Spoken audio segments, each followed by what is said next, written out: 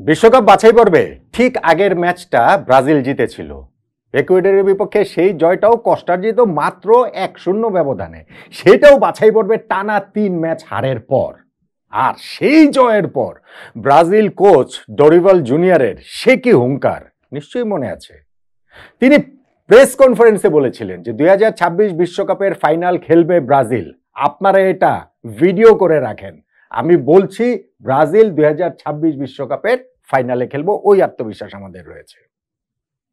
কিন্তু পরের ম্যাচেই আবার তারা হেরে গেল, তারা পরাজয়ের ধারায় ফিরে এলো। প্যারাগুয়ের কাছে 1-0 গোলে হারার পর এখন 2026 বিশ্বকাপের ফাইনাল খেলা পরের কথা। ওই বিশ্বকাপে খেলার যোগ্যতাটা কি ব্রাজিল অর্জন করতে পারবে? টিকিটটা কি ব্রাজিল পাবে? এই সংশয়টা আসলে প্রবল থেকে প্রবলতর হচ্ছে এবং সেইখানটাতে ব্রাজিলের লাইফলাইন হয়ে আছে এমন একটা বিষয় যেটা ব্রাজিল ফুটবলের জন্য খুব একটা গৌরবের না। দেখুন, বিশ্বকাপ বাছাই পর্বে এই একই দিনের ম্যাচে আর্জেন্টিনাও হেরেছে, ব্রাজিলও হেরেছে, দুইটা চির প্রতিদ্বন্দ্বী দল তারা হেরেছে। কিন্তু আর্জেন্টিনা এই হারের পরও খুব একটা যে তাদের হেলদোল আছে বা হেলদোল থাকার কোনো কারণ নেই, কেননা কলম্বিয়ার কাছে তারা হেরে গেল। না হয় কলম্বিয়া কোপা আমেরিকার ফাইনাল যে কিছুদিন আগে হলো, সেই ফাইনালে আর্জেন্টিনার কাছে পরাজয়ের তার একটা প্রতিশোধ নিল। তারপরেও লিওনেল স্কলোনির দল বিশ্বকাপ বাছাই পর্বে লাতিন আমেরিকা অঞ্চলে পয়েন্ট টেবিলে 1 নম্বর জায়গাটাতেই রয়েছে এবং এই বাছাই পর্বে মাঝামাঝি পর্যায়ে প্রায় আমরা চলে এসেছি। সেইখানটাতে এসে আর্জেন্টিনা পরের বিশ্বকাপ খেলবে না বা বাছাই পর্ব উতরাতে পারবে না, মূল পর্বের টিকিট পাবে না, এটা নিয়ে সামান্যতম সংশয়েরও কোনো সুযোগ নেই। অন্যদিকে ব্রাজিলের সেই সংশয়টা প্রবল থেকে প্রবলতর হচ্ছে। তাদের কোচ ডরিভাল জুনিয়র ওই এক ম্যাচ জিতে যতই বড় বড় কথা বলুন না কেন, আবার এই ম্যাচে যখন হেরে গেছেন তখন সেই অবিশ্বাস্য ব্যাপারটাও যে পরের ওয়ার্ল্ড কাপে ঘটবেই না তা হলপ করে বলা যাচ্ছে না। এখন পর্যন্ত 22টা বিশ্বকাপ হয়েছে এবং প্রতিটা বিশ্বকাপ খেলা একমাত্র দল ব্রাজিল। তারা 23 নম্বর বারে এসে আসলে ফেল করে কিনা এমন আশঙ্কা প্রবল। দেখুন, বিশ্বকাপ বাছাই পর্বে ব্রাজিল এই মুহূর্তে পয়েন্ট টেবিলের 5 নম্বরে রয়েছে। তারা 8টা ম্যাচ খেলে তাদের পয়েন্ট হচ্ছে গিয়ে মাত্র 10। এই 8 ম্যাচের মধ্যে তারা 4 ম্যাচ হেরেছে। এর মধ্যে হচ্ছে গিয়ে আপনি যদি ধরেন সর্বশেষ 5 ম্যাচের মধ্যেই তারা 4টা ম্যাচ হেরে গেল। প্যারাগুয়ের কাছে এই ম্যাচটাতে তারা প্রথমার্ধের 20 মিনিটের সময় যে গোল খেয়েছে, বাকি পুরোটা সময় জুড়ে আর গোল দিতে পারেনি, ওই গোলটা তারা শোধ করতে পারেনি। অথচ তাদের লাইন আপে কত সব তারকা, আপনি ফরওয়ার্ড লাইন দেখেন না, সেখানে Vinicius Junior, Rodrigo, Endrick, Real মাদ্রিদের 3 মহা নক্ষত্র, ব্রাজিলেরও 3 মহা তারকা, তারা বলার মতো তেমন কোনো অপরচুনিটি আসলে ক্রিয়েট করতে পারেননি বা তারা ওইটা স্কোর করার মতো সুযোগই তেমন একটা পাননি। সো এই ব্রাজিল যে এইরকম হোঁচটের ভেতর দিয়ে যাচ্ছে, তাতে 2026 বিশ্বকাপ খেলাটা কি সংশয়ের মধ্যে পড়ে যাচ্ছে না? ব্রাজিলের অবস্থা কতটা খারাপ আপনাদের কয়েকটি স্ট্যাট দিলেই বিষয়টা বুঝতে পারবেন। ধরেন ব্রাজিলের এর আগে 2022 ওয়ার্ল্ড কাপ পর্যন্ত যে কোচ ছিলেন তিতে, 2018 ওয়ার্ল্ড কাপে তিনি কোচ ছিলেন, তিতের সময় ব্রাজিলের মূল সমস্যার জায়গাটা কি থাকতো? মূল সমস্যার জায়গাটা থাকতো যে তারা ওয়ার্ল্ড কাপ জিততে পারতো না। ওয়ার্ল্ড কাপে গিয়ে তাদের হচ্ছে গিয়ে একটা লেজে গোবরের অবস্থা হয়েছে। তো 2018 ওয়ার্ল্ড কাপেও তারা হেরে গিয়েছে, ওইখানটাতে হচ্ছে গিয়ে কোয়ার্টার ফাইনালে, 2022 ওয়ার্ল্ড কাপেও হেরে গেছে তারা কোয়ার্টার ফাইনালে। কিন্তু বিশ্বকাপ খেলতে পারবে না বা বাছাই পর্ব পেরোতে পারবে না এরকম অবস্থা ব্রাজিলের হতো না। গত 2টা বাছাই পর্বেই ব্রাজিল পয়েন্ট টেবিলে লাতিন আমেরিকা অঞ্চলের একেবারে শীর্ষে ছিল, একদম টপে থেকে তারা ওয়ার্ল্ড কাপে কোয়ালিফাই করাটা নিশ্চিত করেছে। আপনি যদি দেখেন গত 2টা ওয়ার্ল্ড কাপ কোয়ালিফাই মিলিয়ে ব্রাজিল হেরেছিল মাত্র 1টা ম্যাচ।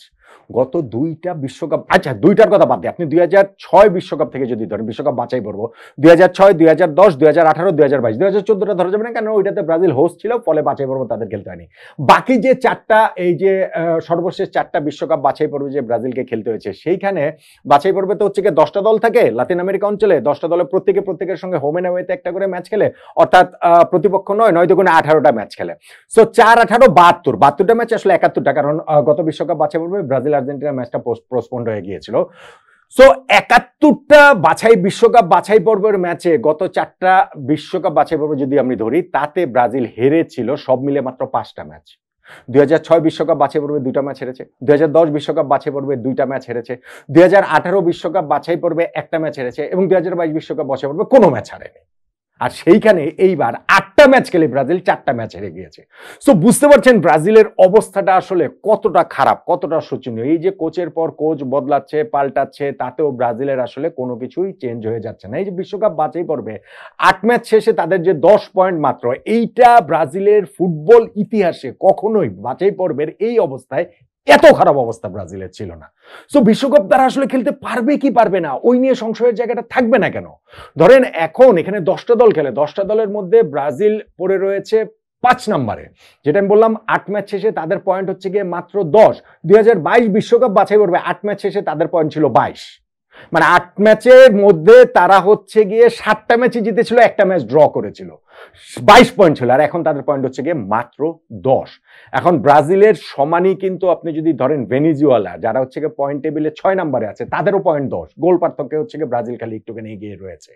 এখানে 9 পয়েন্ট নিয়ে প্যারাগুয়ে এবং বলিভিয়া, আরো 2টা দল, তাদের পয়েন্টও কিন্তু 9। তার মানে ব্রাজিলে 5 নম্বরেও থাকলেও তারা কিন্তু 8 নাম্বার থেকেও খুব একটা দূরে নেই। সো সেই কারণে 10 দলের মধ্যে ব্রাজিল যখন এই অবস্থা, বিশ্বকাপে আসলে কোয়ালিফাই করতে পারবে কি পারবে না সেই সংশয় জায়গাটা তো থাকে। এবং এইখানটাতে আমার কাছে মনে হয় নেইমারকে নিয়ে যতই ব্রাজিল সমর্থকদের হাউতাশ থাকুক না কেন, বিশ্বকাপ তাদেরকে এনে দিতে পারেনি, এই আক্ষেপের জায়গাটা থাকলেও নেইমার ছাড়া ব্রাজিল এখনো আসলে খুবই বিবর্ণ, খুবই ভীষণ রকম বিবর্ণ। আর নেইমারের আরেকটা ব্যাপার রয়েছে যে ক্লাব ফুটবলে যাই হোক না কেন, ন্যাশনাল টিমে তিনি সবসময় স্টেপ আপ করেছেন এবং শুধুই তো আর পেলেকে ছাড়িয়ে গিয়ে ব্রাজিলের ফুটবল ইতিহাসে সর্বকালের সর্বোচ্চ গোলদাতা হয়ে যাননি। সো সেই নেইমার নেই, ইনজুরির কারণে অনেকদিন ধরেই তিনি মাঠের বাইরে, ক্লাবেও তিনি ক্লাবের খেলা থেকেও অনেকদিন মাঠের বাইরে। সো সেই নেইমার ছাড়া ব্রাজিলের অবস্থা খুবই তথৈবচ। কিন্তু আমি যেটা বলছিলাম যে একটা লাইফলাইন ব্রাজিলের রয়েছে, সেই লাইফলাইনটা কি? বিশ্বকাপ বাছাই পর্ব এইখানটাতে 2026 বিশ্বকাপে খেলবে টোটাল 48টা দেশ, এতদিন যেটা ছিল 32টা দেশ। এই যে দল সংখ্যা বাড়লো, তাতে লাতিন আমেরিকা অঞ্চলে 6টা দেশ সরাসরি কোয়ালিফাই করবে, 7 নম্বর দেশও গিয়ে প্লে অফ খেলে ওয়ার্ল্ড কাপ খেলার সুযোগটা রয়েছে। ফলে ব্রাজিল এখন 5 নম্বরে রয়েছে। আমি বললাম 8 নম্বর থেকে খুব একটা দূরে নেই, কিন্তু যেহেতু সরাসরি 6টা দেশ কোয়ালিফাই করবে এবং 7 নম্বর দলটাও প্লে অফে খেলবে, সেই কারণে কোনো মতো হয়তো হাতড়ে পাতড়ে তারা 2026 ওয়ার্ল্ড কাপ পর্যন্ত যেতে পারে। কিন্তু ডরিভাল জুনিয়র যেটা বলেছেন, ব্রাজিল কোচ পরের বিশ্বকাপের ফাইনাল খেলবে ব্রাজিল, এখন ব্যাপারটাকে খুবই হাস্যকর কি মনে হচ্ছে না আপনার কাছে? বলেন তো দেখি।